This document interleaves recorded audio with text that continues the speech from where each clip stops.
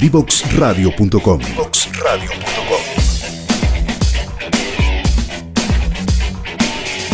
Conversaciones que simplifican lo complejo.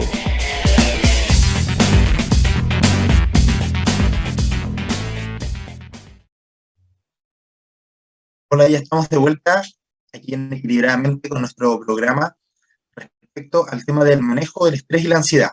Aquí nos acompaña la psicóloga Isabel Puga. Ella es psicóloga clínica de la Universidad Católica, además es docente de la Escuela de Psicología de la Universidad de Santiago de Chile y ha trabajado en diferentes proyectos públicos y privados, sobre todo en el plan de implementación, en el programa de salud mental ministerial, en el sector público.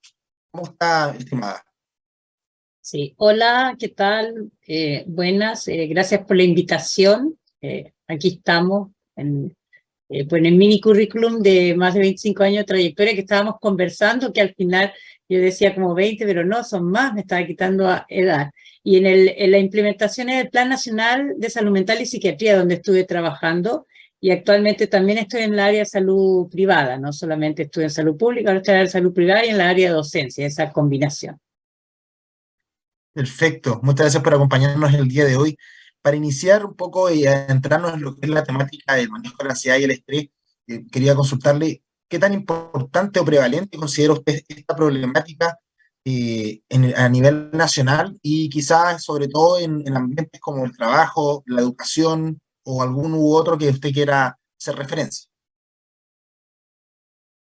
Sí, es bien interesante el tema, porque todo lo que tiene que ver con ansiedad, con depresión, con estrés, son comportamientos que tenemos los seres humanos que indican que algo nos está pasando. Realmente las emociones negativas nos dan cuenta de que algo nos está pasando y además habla claramente de un problema a nivel de nuestro bienestar. O sea, ya estaríamos yéndonos más allá de lo que es el bienestar emocional que tenemos cada quien. Sabemos que la OMS define la salud como un estado de bienestar, más allá que la ausencia o presencia de enfermedad.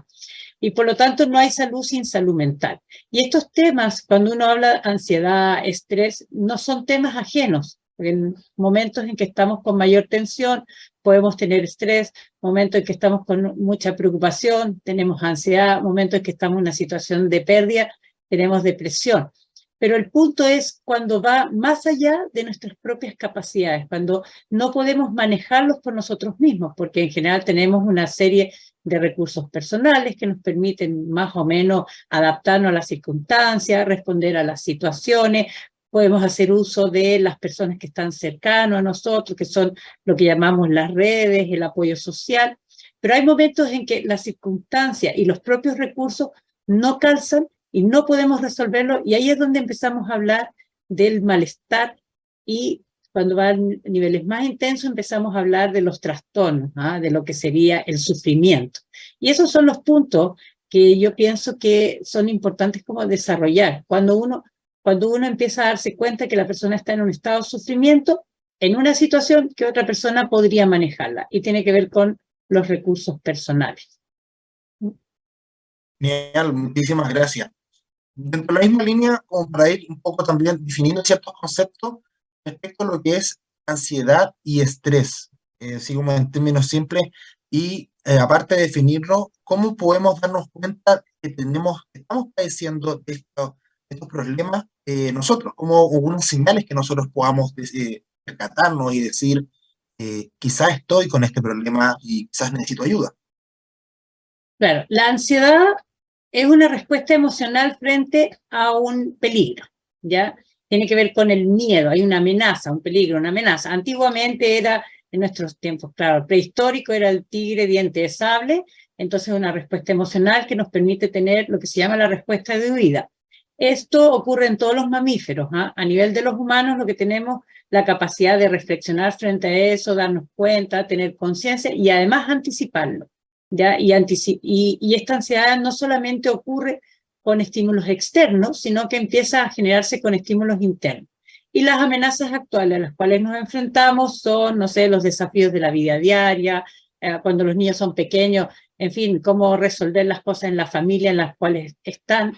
Por ejemplo, que una familia donde mamá, papá o los cuidadores no son capaces de contener, cuidar, de coordinarse con las necesidades, eso es una amenaza para niños pequeños. Cuando ya somos jóvenes, adolescentes, las amenazas son cómo adaptarme a lo que está ocurriendo en el mundo, cómo relacionarme con los pares. Cuando somos adultos, bueno, siempre hay distintas amenazas en el mundo, y la respuesta natural es la ansiedad frente a eso. Es como se define como una preocupación excesiva frente a ciertas situaciones, ¿ya?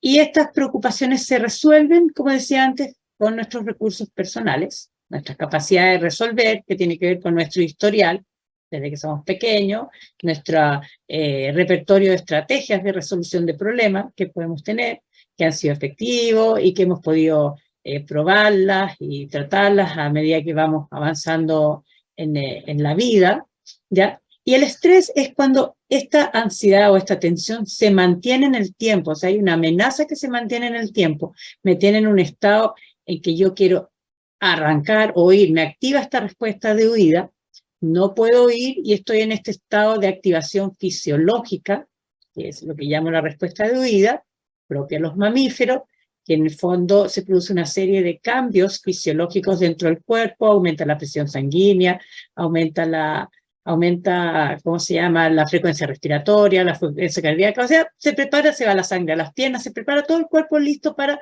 salir arrancando. Se genera una visión de túnel que no puedo dejar de pensar y mirar en la amenaza, o sea, todo mi cuerpo, mi mente y todo está preparado para escapar. Y hay tres posibles en esta respuesta de huida, que es salir corriendo, luchar o, como se dice, hacerse el muerto, quedarse quieto, paralizarse, no hacer nada. Ya que son de acuerdo a la situación las que se podría hacer.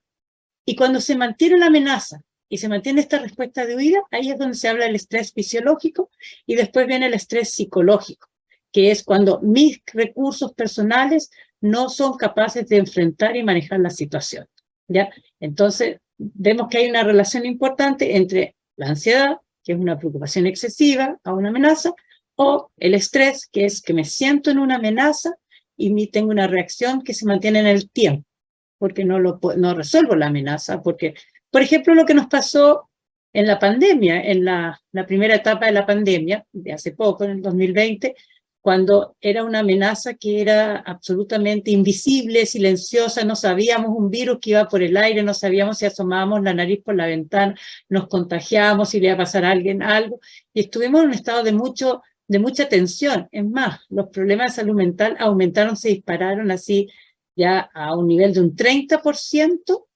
en la población, o sea, aumentaron una cantidad. Siempre se hablaba que un 15% de la población estaba con algunas dificultades de malestar y aumentó a un 30% de la población con este malestar. E incluso estudios mostraban que hasta un 75% de la población manifestaban también incomodidad, malestar. El 30% ya era a nivel de sufrimiento que estaba explicando antes. Entiendo. Y, por ejemplo, si pudiéramos como acotarlo a sintomatología, porque obviamente todos pasamos por algún grado de estrés en algún momento y podemos estar cursando, por ejemplo, no sé, estrés o ansiedad, porque es algo que igual es algo que se genera mucho en el día a día, en la vorágine. Pero ¿qué síntomas puedo yo percatarme de decir, chuta, tengo que hacer algo? O estoy padeciendo, o esto ya se me está volviendo problemático, en ambos casos mencionados anteriormente. Sí, sí, eso es bien interesante al hablar de lo que es la sintomatología. No es muy compleja, ¿ves? El estrés, o sea, lo que yo explicaba es que cuando uno está en un estado de malestar o de sufrimiento, uno se da cuenta. El cuerpo sabe, ¿no? Las cosas no fluyen, no estoy cómodo, pero los primeros síntomas, cada vez hay personas que simplemente no los escuchan, no ven, pero los primeros síntomas tienen que ver con trastornos ya que son de tipo fisiológico, trastornos del sueño, súper comunes, dificultades para quedarse dormido, o problemas de conciliación de sueño, o exceso de sueño, o sea, lo primero son los trastornos del sueño. Mucha gente consulta por eso. Los otros síntomas tienen que ver trastornos en todo el tracto digestivo, desde gastritis, colon irritable, en fin, la gente se siente incómoda del estómago, después o exceso de hambre, o cero hambre, no tiene ganas de comer, o se lo come todo también, cosas que pasaron en la pandemia, dolores en todas partes, que pueden ser dolores cervicales, dolores lumbares, porque el cuerpo está en un estado de tensión, como expliqué. estamos listos para escapar, entonces estamos en estado así de tensión, se generan dolores, se generan problemas, alteraciones, son alteraciones fisiológicas. Vienen otros problemas que son más de tipo cognitivo, problemas en atención y concentración, problemas de memoria, como mi mente solamente está centrada en el peligro, en esa amenaza, como decía yo, no puedo pensar que nada más que en eso, entonces tengo pensamientos intrusivos, todo el rato estoy pendiente del tema, ¿ya? Tengo problemas de atención, como dije, de concentración, lo cual hace que empiece a tener muchos errores, porque no puedo pensar en nada más que en eso.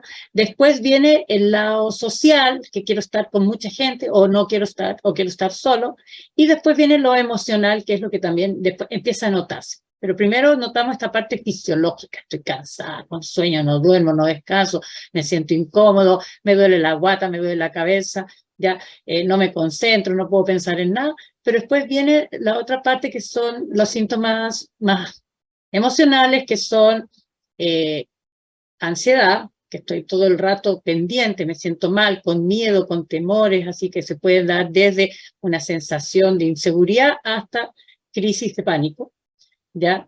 Rabia, puedo estar muy molesto, ¿ya? Porque la rabia está asociada al daño, entonces estoy molesto por el daño en el cual me encuentro, que me van a hacer, algo me pasa, me quitaron de mi estado de tranquilidad, entonces puedo estar desde muy irritable, más o menos molesto, reactivo, hasta tener problemas serios de control de impulso y control de manejo de rabia. Y lo otro es pena. Entonces pena puede ser que tiene que ver con la pérdida. En el caso de la pandemia, nosotros perdimos la seguridad, perdimos la libertad, o sea, perdimos un montón de cosas que al final, si pensamos, son sensaciones subjetivas que las vivimos como objetivas, ¿ya? Entonces, y la pena, la pérdida se vive desde como una especie de melancolía hasta extremos así, una sensación de desasosiego, una sensación de desesperanza, e incluso hay personas que le ocurre que ya empiezan a tener ideación suicida, no quieren seguir viviendo, ya no quieren más, es tal el nivel de sufrimiento en el cual se encuentran que prefieren morir a estar sintiéndose así. A veces no lo expresan así fuertemente la ideación suicida, sino que quisiera dormir para siempre, quiero descansar, no quiero nada, y eso va generando sensación, o sea, esta sensación de desazón, que ya no es de agobio, ¿ya? Entonces al final me baja la motivación, no quiero estar con nadie, o sea, es algo que es posible de observar y es algo que además se siente, ¿no? No es, yo diría que el estrés, la ansiedad y la depresión que viene concomitantemente no es algo que sea oculto, es visible y es visible para las otras personas también, porque ven que es una persona que está sin ánimo, está sin energía, no descansa, no duerme, está irritable, ¿te fijas? Y la misma persona lo está pasando mal, no quiere estar con nadie, no quiere hablarle a nadie, se encierra en sí mismo.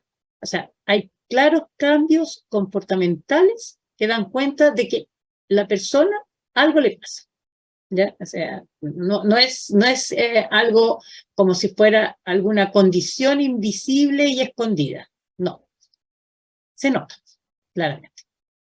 Perfecto.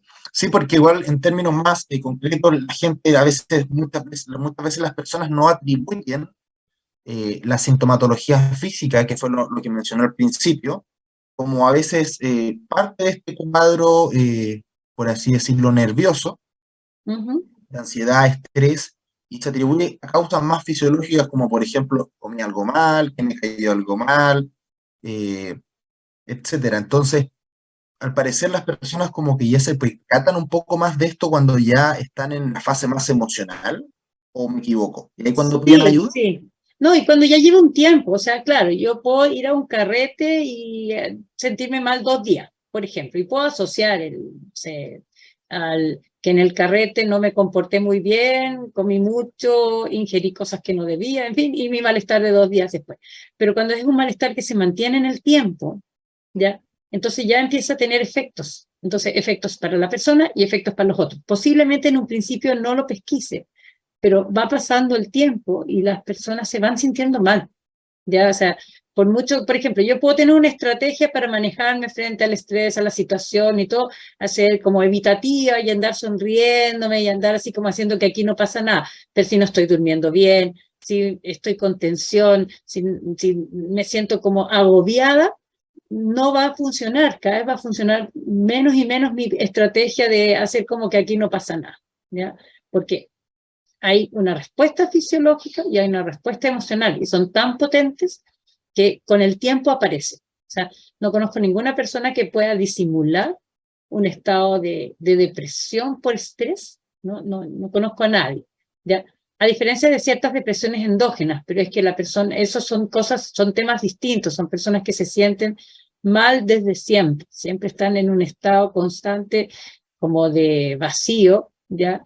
Y que es otra temática, que la podríamos tocar ahora, pero no tiene que ver con esta relación triádica que estamos hablando de ansiedad, estrés y depresión, ¿ya? Y muchas veces hay causas que son fácil de ubicar, ¿ya? Entonces, por ejemplo, me echaron del trabajo, no me importa, voy bien, pero así poco a poco cae, voy menos bien, por ejemplo. Entonces uno puede ubicar que hay alguna situación, algún contexto que genera esto, ¿no? No sé, entré a estudiar una carrera muy complicada, me siento tremenda, estoy pensando en los jóvenes, que hay muchos problemas de salud mental en las y los estudiantes universitarios. Entonces entré a esta carrera, que es lo que más me gusta, pero resulta que el nivel de exigencia es muy alto, no tengo todas las estrategias de estudio que necesitaba, en el colegio me iba bien, no estudiaba nada, y entré a una carrera que tengo que estudiar todos los días, no tengo disciplina, en fin, no se dan las condiciones, lo que sea. Entonces parto bien, pero con el tiempo no me voy sintiendo bien, y no me voy sintiendo bien, y eso, la misma persona es capaz de darse cuenta que no está bien, y el alrededor también se dan cuenta que no está bien. Yo diría que eso es una ventaja que tiene un poco el estrés, la ansiedad y la depresión, esta tríada, que por lo menos la persona es capaz de pesquisarlo después de un tiempo. Lo ideal sería que fuera a tempranos momentos, pero bueno, lo pesquisa después de un tiempo. Lo fome es como lo pesquisa, que se siente mal, digamos, que lata tener que ir a consultar porque me siento así, mi bienestar está en un estado de malestar o en un estado de sufrimiento. A propósito, yo siempre hablo que es como un continuo del bienestar, todo fluye, después viene el malestar, que es como cuando va un río con algunas piedras en el camino, y después viene el sufrimiento, que es como terrible, remolinos, piedras, no sé, como corrientes y como si fueran los rápidos en un río muy tormentoso. Pero eso es la sensación. Entonces, el malestar sí es fácil de darse cuenta cada uno. Y qué bueno, qué bien, porque si no, imagínate las cosas que nos podríamos exponer los humanos. Entonces, y si no nos damos cuenta, el entorno se da cuenta porque es un claro cambio de comportamiento, de tener motivación, tener ánimo, de tener energía, a no querer hacer nada, no dormir bien. Y ojo, que cuando no se duerme bien, no se descansa bien, claramente se notan que hay cambios en las personas, ¿no? El sueño es importantísimo. Comprendo. Y creo que acá hay un componente muy importante, que es también el hecho de aceptar que uno pueda estar mal y darse el espacio de estar mal y poder reconocerlo, porque creo que en muchos casos, por más que uno lo sepa, no sé, como mencionamos, no se da a veces uno lo quiere reconocer por muchos motivos, a veces la vida no lo permite tampoco, el trabajo. Creo que también se cae en esa lógica. Ahora hacemos una pequeña pausa comercial y volvemos. ¿Quieres ser un protagonista?